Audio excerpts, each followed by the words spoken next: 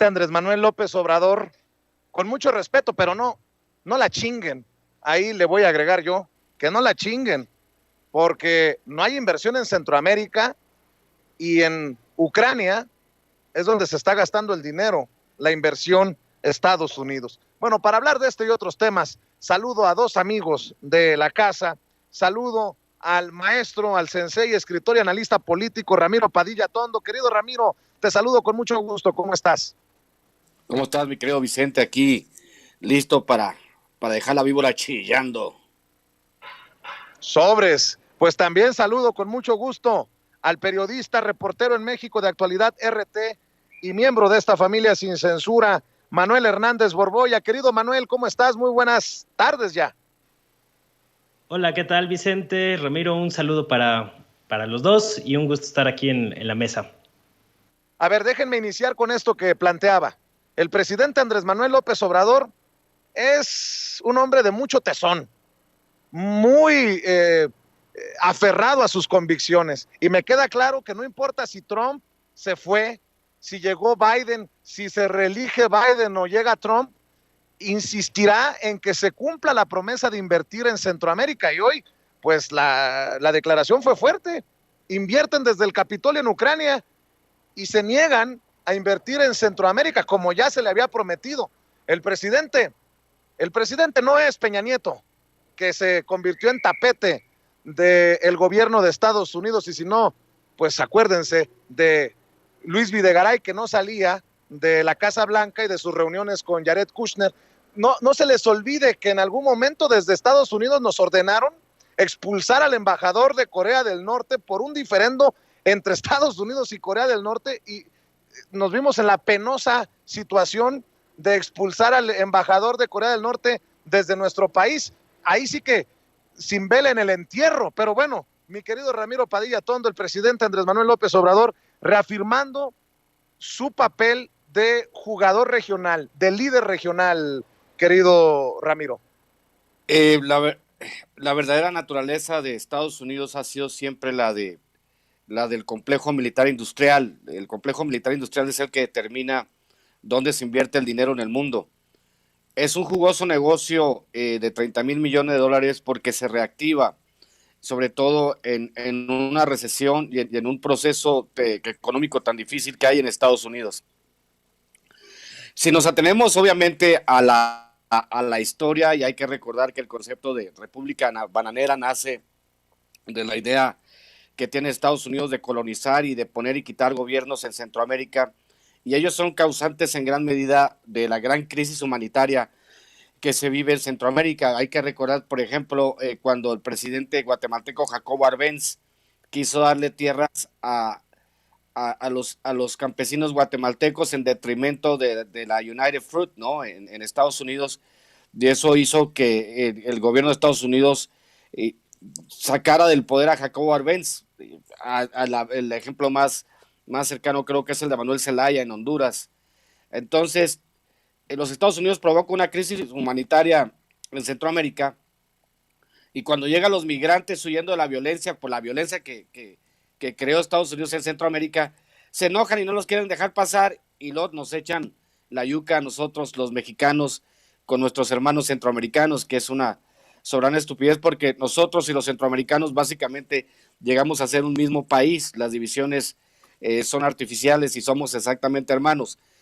Pero en el tema de la ayuda a Centroamérica, pues sí, es un tema de seguridad regional, como tú lo planteas, porque habría que entender que ya va siendo hora de que creemos una zona libre entre México y Centroamérica, y que nos ayudemos y que esa ayuda llegue.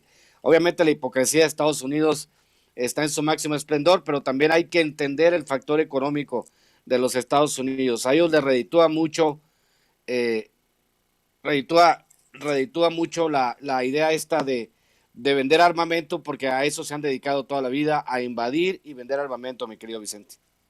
Así es, Manuel Hernández Borboya, importante declaración del presidente a solo horas de que allá en Washington el propio canciller Marcelo Ebrard hablara de que México no será un lugar por el que pasen todos sin control.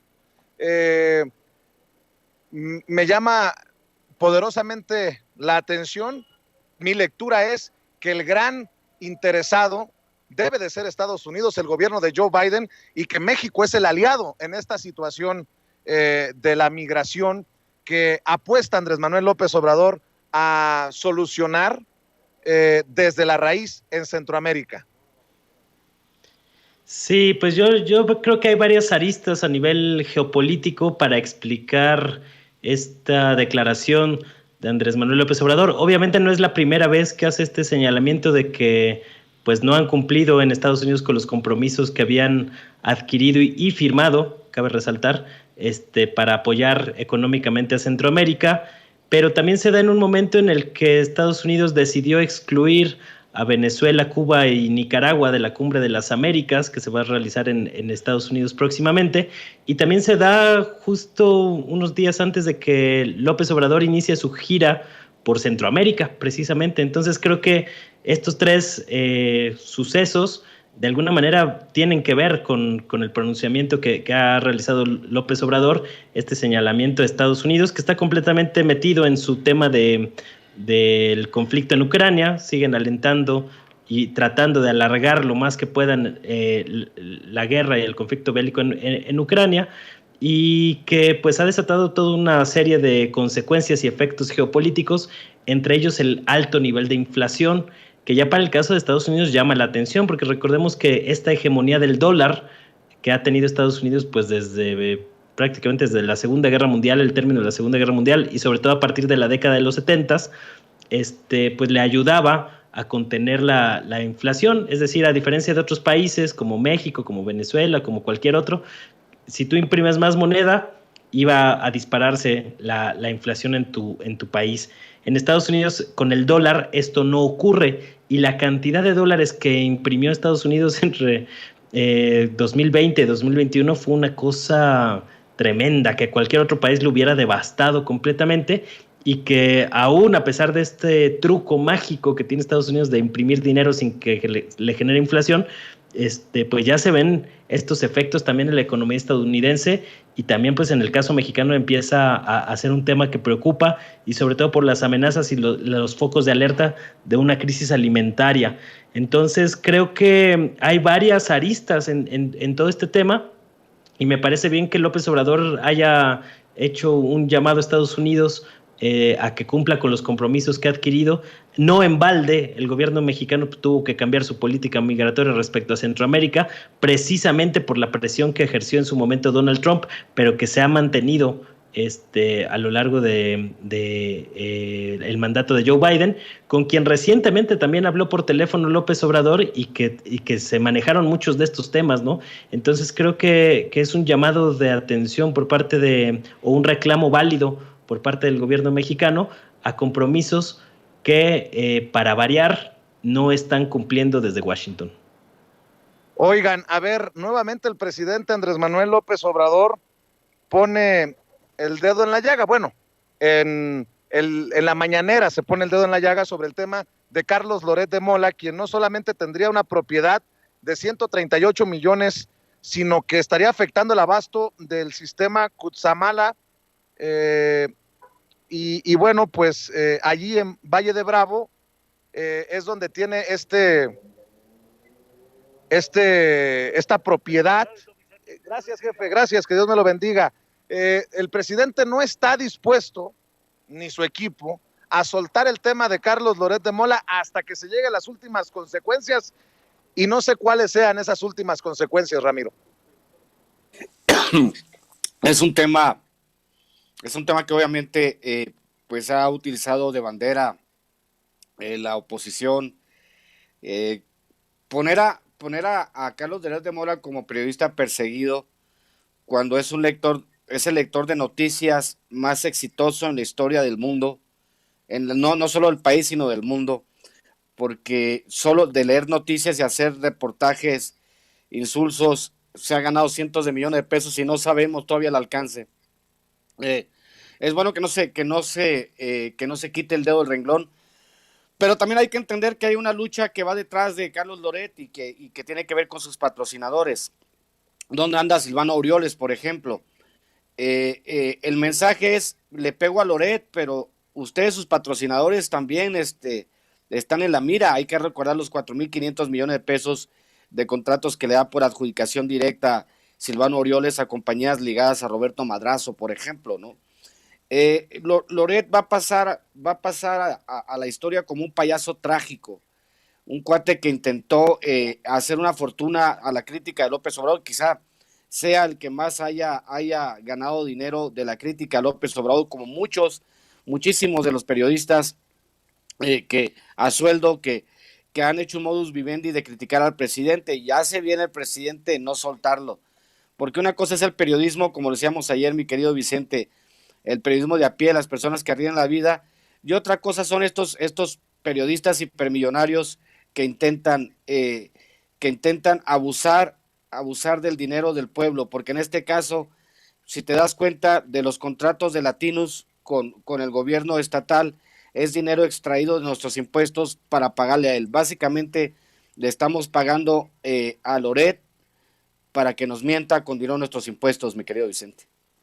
Así es, y hablando de periodistas, la foto de Carlos Loret aparece en el muro de los lamentos de la oposición del PRIAN-RD, de esta alianza putrefacta de Claudio X González, querido Manuel Hernández Borbolla, pero también aparece el rostro de Carmen Aristegui.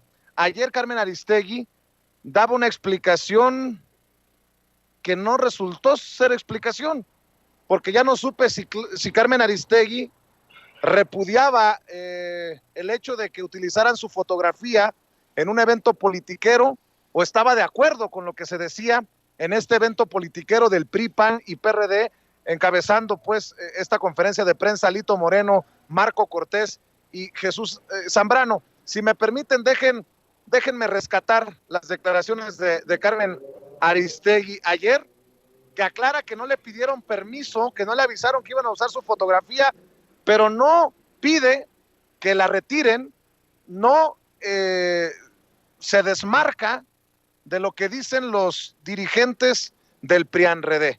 Escuchemos. Por cierto, como comentario adicional, como comentario ad later del tema, vimos este muro con fotografías que acompañó a los dirigentes de los partidos políticos en su conferencia de prensa, y bueno, pues pusieron ahí decenas de fotografías de personas, me incluye, este muro incluye mi fotografía y la de otros periodistas y otras personas, están ahí legisladores, gente que de alguna u otra manera hemos sido pues blanco de críticas o de señalamientos o de acusaciones.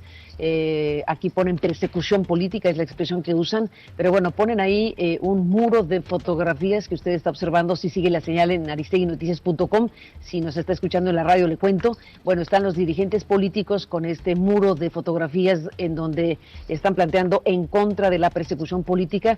Veo mi fotografía ahí, veo la fotografía de otras personas también dedicadas a periodismo y otras personas dedicadas a actividades sociales y políticas que la oposición pues está identificando como perseguidos, persecución política. Bueno, en lo que a mí corresponde, no fui notificada que estaría mi fotografía en ese muro.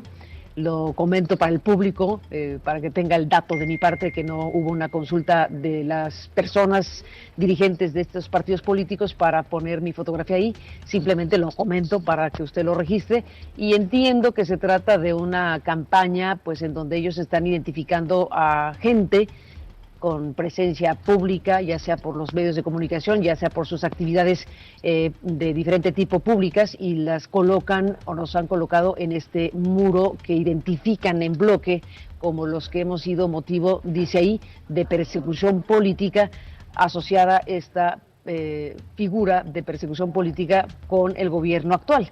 Entonces, bueno, pues hecho el comentario, está la campaña, está la forma en que la oposición está planteando un tema de esta naturaleza a través de estas imágenes, y acompañó este muro con estos rostros y fotografías su presentación respecto a esta iniciativa de reforma constitucional en materia político-electoral, donde plantean segunda vuelta, elecciones primarias y regulaciones a la conferencia matutina de la Presidencia de la República. Así que bueno, todo esto junto forma parte de lo que han presentado los opositores a través de la alianza Va por México el día de ayer en estos temas. Así que bueno, damos cuenta de ello y seguiremos analizando y informándole.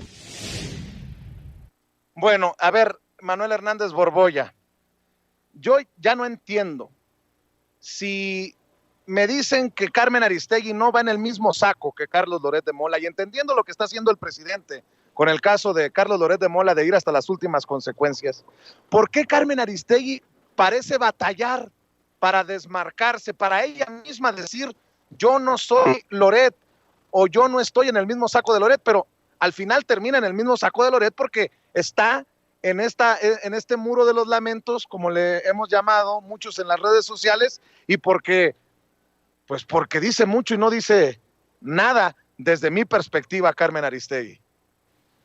Sí, yo no había escuchado las declaraciones de Aristegui hasta ahorita que las estoy escuchando en este momento junto con la audiencia, y me parece que Aristegui se limita a consignar el hecho de que ella apareció en lo que yo he llamado el cartel del cártel neoliberal, que aglutina pues al PRI, PAN, PRD y a sus aliados, y que curiosamente entre estos aliados del bloque opositor, pues la derecha mexicana ha reivindicado la figura de Carmen Aristegui. Me parece pues que sí faltó por ahí un comentario o una postura de Carmen Aristegui que estuvo aludida directamente en este asunto. Es decir, queda ahí como sobre la mesa de si realmente Aristegui se asume como una perseguida política o no, si está de acuerdo o no con que se haya usado su imagen para este asunto. Eso no lo aclara. Normalmente dicen que el que calla otorga. Entonces, a diferencia de la manera en que le ha respondido a López Obrador cuando ha sido señalada directamente en las conferencias matutinas, ahora no vimos ninguna postura sobre este tema y sí llama la atención. O sea, desde luego creo que sí le faltó a Carmen Aristegui fijar postura sobre su opinión sobre este tema y que no la estamos viendo. Entonces, de alguna manera, a mí me llaman estos dos temas, ¿no? Cómo no se desmarca por completo de este asunto, como tampoco se han desmarcado Lorenzo Córdoba o Ciro Murayama, a pesar de que son consejeros electorales, y que pareciera que hay un intento de la derecha mexicana por decir, estos somos nosotros, los del bloque opositor, en una campaña de comunicación política un poco peculiar, que se ha prestado a muchas memes, a burlas. Había quien equiparaba estas fotografías con el juego de mesa de Adivina Quién, en el que uno bien podría preguntar si tu personaje tiene departamentos en Miami, tu personaje desfalcó al Estado, tu personaje aparece en los medios hegemónicos de comunicación, y pues no sé cuál sea la opinión o la postura de Carmen Aristegui de aparecer junto a otros no tan notables por su servicial uso de los medios privilegiados de comunicación que disponen para beneficiar a una oligarquía neoliberal. Ahí vemos a los comunicadores emblema que están junto a Loret de Mola, a Susana Uresti, Ciro Gómez Leiva, Leo Zuckerman, el mismo Chumel Torres, que también se acabó deslindando de su adorado PRIAN. Llama la atención, ¿no? Hasta Chumel se deslindó un poco del tema, cosa que no vimos con Carmen Aristegui, y me parece que pues es llamativo por este tema, ¿no? Es casi como la oposición diciendo, estos somos nosotros los del bloque opositor, se asumen como perseguidos políticos, victimizándose de una manera pues lamentable, porque a final de cuentas casi todos estos son personajes públicos o que tienen un cargo público dentro del Estado mexicano, o que por su calidad de comunicadores o de otros temas, pues tienen que de alguna manera rendir cuentas de sus actos. Entonces me parece pues muy lastimero el hecho de que esta oposición se asuma como perseguida política simplemente porque se les ha señalado o se ha criticado sus actos, sí desde la tribuna presidencial, pero también desde otros espacios. Pues no era estos dimes y diretes lo que necesitaba una democracia, ¿por qué los legisladores sí pueden señalar al presidente López Obrador y el presidente no puede señalar a los legisladores? ¿O por qué los comunicadores sí pueden criticar abiertamente, incluso con mentiras, al presidente de la República, y el presidente de la República no puede señalar de igual manera a estos comunicadores? Y en el caso, por ejemplo, de personajes como Loret de Mola, con una fortuna que sí es pues exorbitante y que no corresponde al trabajo bien habido, diría yo. Es decir, ¿cómo es posible que un comunicador acumule esta cantidad de riqueza? Dice Carlos Loret que él toda su vida ha trabajado, yo también desde los 17 años, y estamos muy lejos de los ingresos multimillonarios que ha tenido este mercenario informativo de la clase política mexicana. Recordemos de dónde viene Carlos Loret. Es hijo de un exgobernador del PRI en Yucatán, es parte de la clase política, y como parte de la clase política, pues ha sido un guardián de los intereses de la oligarquía neoliberal que destruyó al país. Ese es Carlos Loret, y eso explica los ingresos multimillonarios que ha acumulado a partir del dinero que han obtenido los respectivos medios para los que ha trabajado, que han sido serviciales y cómplices de esta oligarquía neoliberal. Es decir, Carlos Loret de Mola es un personaje que forma parte de esta oligarquía neoliberal, que están pues muy molestos a partir del cambio de régimen político que hubo en México en 2018, y que esto explica pues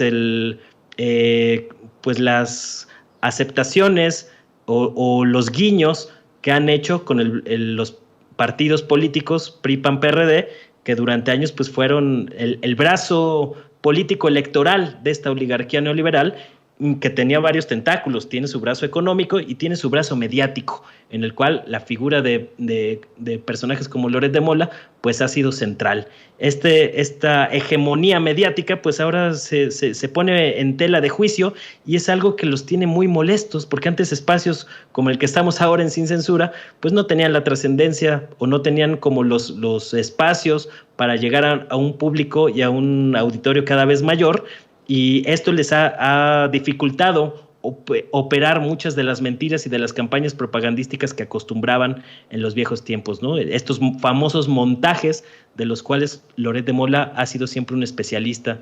Y pues eso, son parte de un mismo grupo. Ahora sí que, como dice la canción, Loret de Mola y el PRIAN pues son uno mismo, ¿no? Así es, nada más para serle justos a la historia, es nieto de un exgobernador, mi querido Manuel Hernández Borbolla. Y en la última ronda, para cerrar, sí queremos justicia por la tragedia de la línea 12 del metro. Creo que no hay un mexicano, una mexicana que diga que no está de acuerdo con que se indemnice a los familiares de las víctimas, se les muestre respeto haciendo justicia.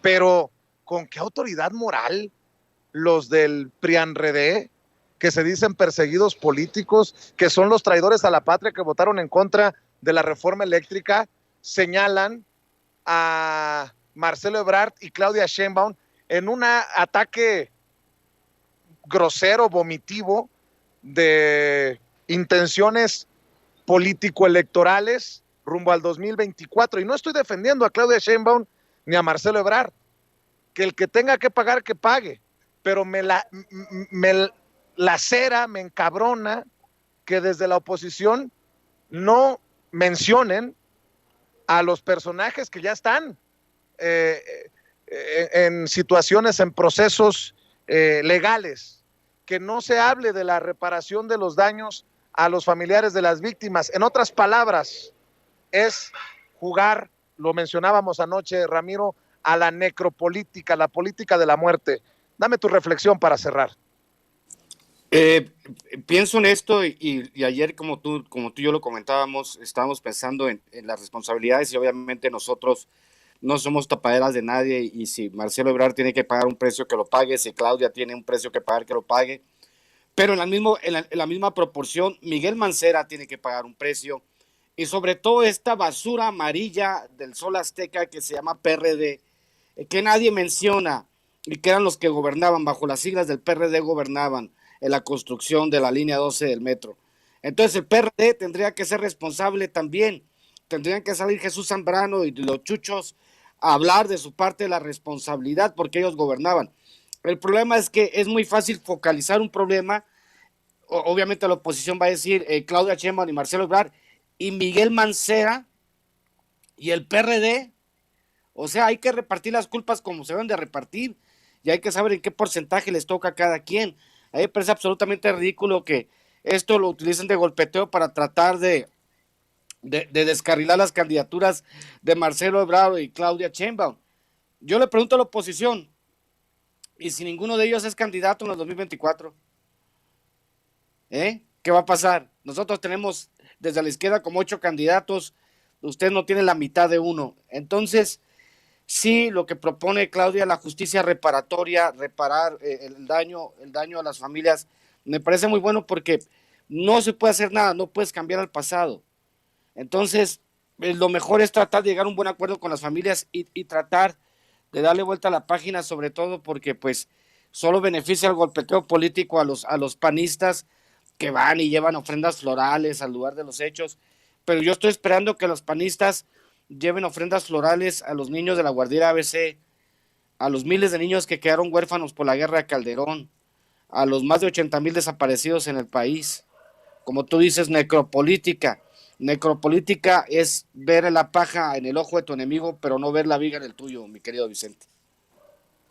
Y ya hemos advertido aquí, para también la reflexión final, Manuel Hernández Borbolla, que lo peor está por venir, lo peor de las campañas politiqueras, lo peor de los ataques, lo peor de lo peor, por las 6 elecciones en 6 estados este año, por las 2 elecciones el próximo, por el 2024, creo que sí, es importante escuchar las voces de quienes exigen justicia, pero entender que estos políticos fueron a presentar las ofrendas florales sin los familiares de las víctimas en un acto meramente politiquero, insisto. Sí, yo creo que ese es el tema que más ha resaltado en este asunto, ¿no? Cómo no ha habido un acompañamiento por parte de los familiares de las víctimas a las protestas que han utilizado con fines políticos, pues los partidos de oposición, en específicamente el PAN, que incluso increíble, pero pasa en este país, que cuando tenían los carteles sobre el número de víctimas, traían mal la cifra, ellos traían 27 muertos cuando realmente fueron 26, y que todavía uno de los pues manifestantes panistas que estaban ahí protestando por este asunto, decían que no importaba, que pudieron haber sido 30 de cualquier manera, ¿no? Entonces, esto te habla del desinterés y de la manera en que estos personajes pues han tratado de montarse en una tragedia terrible para lucrar políticamente, que es lo único que les interesa. No les interesa el bienestar de las personas, no les interesa la situación de los familiares de las víctimas, sino les interesa simplemente el golpeteo político, y eso es lo que hemos estado viendo. A mí sí me ha llamado la atención el grado de operación política que logró López Obrador con este asunto. No hemos visto, o al menos yo no he visto, manifestaciones muy grandes o muy sonoras de los familiares de las víctimas, que en general, pues según pude ver algunos testimonios en estos últimos días, están medianamente de acuerdo con la propuesta de reparación de daño que han implementado las autoridades, y que fue una operación política de Andrés Manuel López Obrador, del presidente, con Carlos Slim, con Claudia Sheinbaum, muy al principio de la crisis, y que sí logró atajar pues esta situación, porque no era un tema menor este asunto de la línea 12 del metro, pero digamos políticamente le resultó muy pues que lograron el cometido de atender adecuadamente a las víctimas, y esto desinfló el tema, ¿no? Que tratan de alimentar y de mantener vivo con fines políticos por parte del bloque opositor. Pero pues nomás no le encuentran cómo mantener vivo este tema en la palestra mediática, ¿no? Y sobre todo cuando hay muchas inconsistencias. Se habla mucho del papel de Ebrard, por ejemplo, en este tema, que fue a final de cuentas el gobernante que construyó la obra. Se habla de la protección que podría estar recibiendo las empresas de Carlos Slim, se habla del papel de Claudia Sheinbaum en la investigación, pero en el bloque opositor se callan totalmente pues, el papel que ha jugado Miguel Ángel Mancera, que muy cómodamente está nadando de muertito en su curul ahí en el Senado, por parte del PRD, de la misma manera que nadó de muertito 6 años en su gestión como jefe de gobierno en la Ciudad de México. Entonces, pues ahí es cuando se nota evidentemente que no hay un interés serio por conocer exactamente lo que ocurrió con el tema de la línea 12. No hay interés de la oposición porque haya una investigación seria, sino simplemente estar señalando para lucrar políticamente con el dolor de las víctimas, algo que me parece absolutamente despreciable. Asqueroso. Mi querido Manuel Hernández Borboya, ¿por qué no cerramos invitando a la gente para que te siga en tus esfuerzos, en tus trincheras independientes, tanto en YouTube como en otras redes sociales como Twitter? Sí, muchas gracias. Pues ahí estamos en YouTube, en el canal Manuel Hernández Borboya, así con mi nombre tal cual. Hoy vamos a analizar algo sobre la inflación y la crisis alimentaria más en la nochecita para que estén atentos a las 10 de la noche. Se suscriban, me ayudaría mucho que a la gente que les gusta el contenido que estoy haciendo se suscribieran al canal. Sobre todo ahora en estos tiempos tan inestables. Y también pues, estamos ahí en Facebook, Manuel Hernández Borboya, periodista, y en Twitter, @Manuel H. Borboya. Un gusto compartir mesa con Ramiro, contigo, Vicente, y les mando un abrazo. Qué chulada escuchar eso que acabas de decir, que las benditas redes sociales nos pueden dar la estabilidad que ya no nos dan los medios tradicionales. Mucho, mi querido Manuel, y que amor con amor se pague. Podemos no estar de acuerdo en todo, pero nadie puede cuestionar nuestra independencia. Gracias, Manuel Hernández Borboya. Ramiro Padilla Tondo, también cerremos invitando a la gente a tus redes. Mi querido Vicente, mi querido Manuel, pues obviamente le había dicho la semana pasada que lo uso como referente en mi próximo libro, Cartas a un Facho. Ya luego le haré llegar un ejemplar.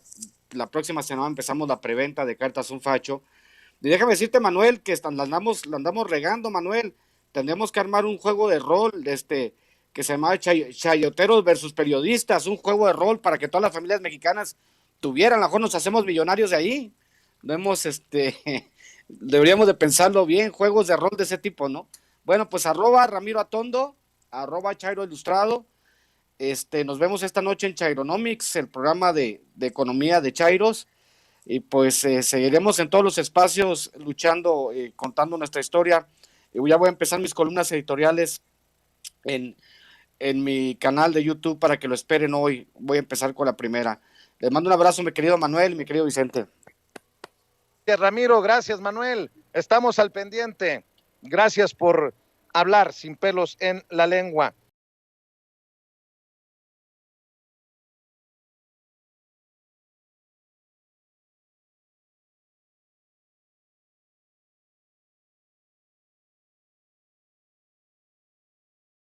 Pacientemente esperando para entrarle con un tema que está candente.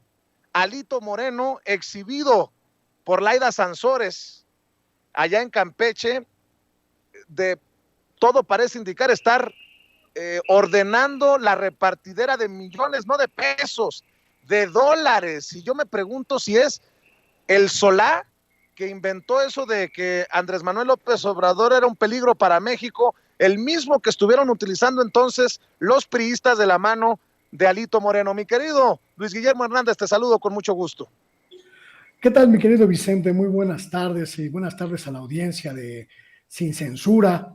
Es una revelación la que hace la gobernadora de Campeche, Laida Sansores, esta confirmación de algo que ya desde el año pasado habíamos especulado, mi querido Vicente, la intervención de este hombre de las campañas sucias, de este hombre de los basureros mediáticos, Antonio Solá, en la campaña por la gubernatura de Campeche el año pasado, en la que hoy escuchamos en la tímida y cándida voz de Alejandro Botox Moreno, que dinero, presumiblemente, quizá dinero público, fue destinado a este hombre de los basurales en las redes sociales, de este hombre de las campañas de lodo y putrefacción,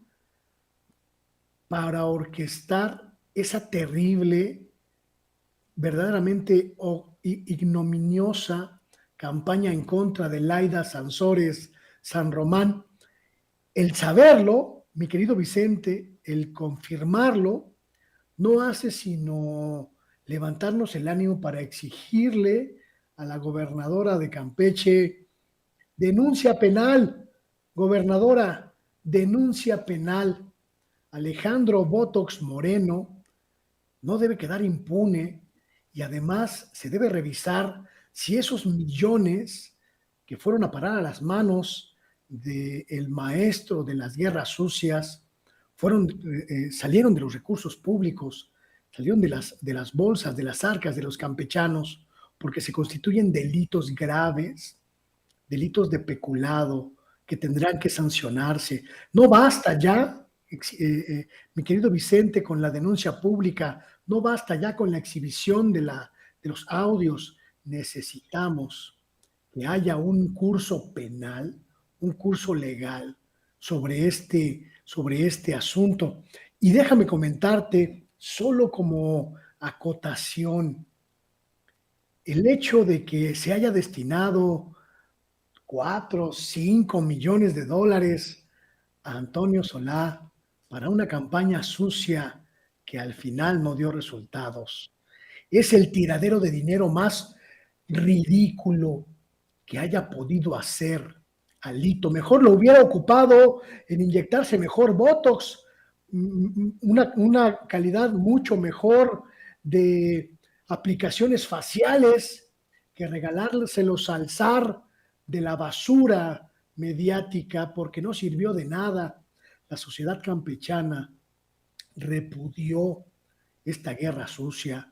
La sociedad campechana le dio la espalda a este gobierno de mentiras y basura y eligió el cambio. Así que lástima, Alito, pero ni el Botox te va a salvar de la cárcel si destinaste recursos públicos para aventar basura en la campaña electoral del año pasado. Si te parece, Luis Guillermo, vamos a ver y escuchar nuevamente el momento en el que se exhibe a Alito Moreno, al presidente nacional del PRI, al exgobernador de Campeche, al flamante diputado plurinominal del Partido Revolucionario Institucional, a uno de los ejes de esta alianza putrefacta de Claudio X González llamada Va por México o PRIANREDE. Veamos y escuchemos. Por la propuesta de reforma electoral ya salió Alejandro Moreno a decir que no la va a pasar, que no va a pasar, pero lo que intenta hacer es, pues, como es mapache electoral, porque hay audios, incluso por ahí anda circulando uno que producción creo lo tenemos por allá, el audio. Ay, sí, órale. Entonces, ¿qué otro tema, qué otra cosa te dije? ¿Qué otro tema tienes ahí? Solá, ya tienes la mitad. ¿Cuánto le vas? Órale. 2.5 en dólares.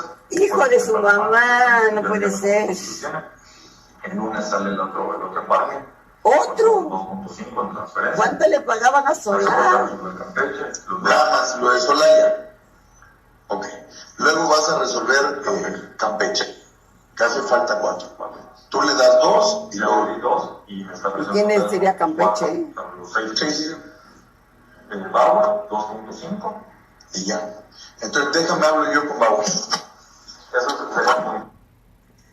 Pues imagínense, son cantidades extraordinarias en dólares. Estos audios que te hacen llegar y seguramente gente... Oye, mi querido Luis Guillermo, ¿a poco no es esta otra confirmación de lo superfluo, de lo frívolo, del mundo, de la élite de los partidos?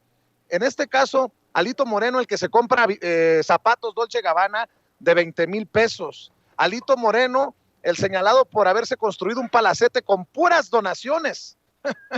Hágame usted el favor. Alito Moreno, el que se rasga las vestiduras desde la tribuna o desde estas conferencias de prensa en las que se dice perseguido político, Luis Guillermo? Hay una cuestión en este asunto, mi querido Vicente, que me llama mucho la atención.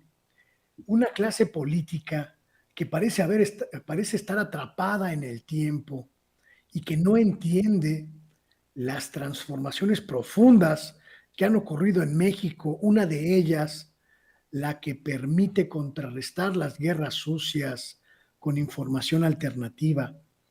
En otras épocas, en el 2006, cuando Antonio Solá vino a México por primera vez a inaugurar el festín de la basura en las campañas presidenciales, tuvo éxito porque no había ámbitos para contrarrestar suficientemente los ataques, el lodo, la materia fecal que lanzaban a diestra y siniestra. Muchos años después, esta circunstancia ha cambiado, la sociedad mexicana ha cambiado, las plataformas de comunicación han cambiado y esas guerras sucias solo atacan a un pequeño núcleo social que sigue atrapado en las viejas dinámicas comunicativas. La gran mayoría de la gente ya tiene acceso a otras formas de entender la realidad y contrarresta cada día los ataques, cada día la basura, cada día la materia fecal que lanzan en los medios, en sus medios aliados, estos estrategas de la basura. Y me sorprende mucho que Alito crea en el 2021 que podía destruir la candidatura ganadora de Laida Sansores con esa estrategia. Evidentemente es el dinero más desperdiciado del planeta. Lo único para lo que sirvió fue para que el gran estratega de la basura pues se hiciera un poco más rico. Un hombre que, por cierto, ya está tan desacreditado, tan desprestigiado, que ya solo lo contratan políticos de cuarta ralea como Alito Moreno. Un hombre tan desprestigiado, tan caído de honra, que ya solo recibe dinero de ratones de la política como el dirigente de lo que queda del PRI en México. Menuda estrategia, mi querido Vicente, tirar dinero a la basura para echar basura que ya no afecta a nadie. Así es, mi querido Luis Guillermo Hernández. Mucho gusto, señora, gracias por el apoyo. Bueno, mi querido Luis Guillermo, mientras estamos transmitiendo aquí en el Zócalo capitalino, es constante el paso de la gente que nos saluda, que agradece de alguna manera lo que estamos haciendo a través de Sin Censura, una familia en la que también formas parte tú y eres pieza fundamental para la reflexión con estos temas que nos propones cada semana o cuando lo merita la noticia. ¿Por qué no también invitamos a la gente para que se siga sumando a tu familia en tu canal de YouTube, a tus espacios en redes sociales? Te veo cada vez más activo. De hecho, muchas de las cosas de las que me entero es porque tú las publicas y tú las comentas ahí en Twitter, mi querido Luis Guillermo Hernández.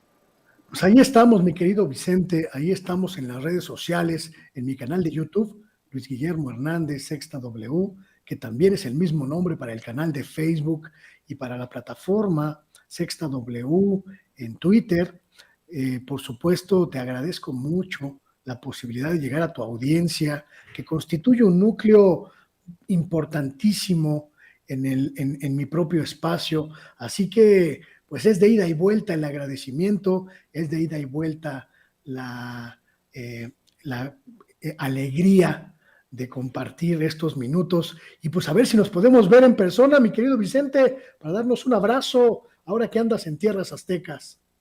Pues te prometo una llamada telefónica para ponernos de acuerdo, a menos que se atraviesen fallas técnicas, no sé tú, mi querido Luis Guillermo Hernández. Que se atraviesen, mi querido Vicente, que para eso es la vida, para que las fallas técnicas no nos estropeen las candidaturas como a ciertos monigotes. Está bien, unas fallas técnicas así de esas rojas, así sudando, sabroso, con el calorcito que está haciendo. Mi querido Luis Guillermo Hernández, te mando un abrazo y te marco en unos minutos.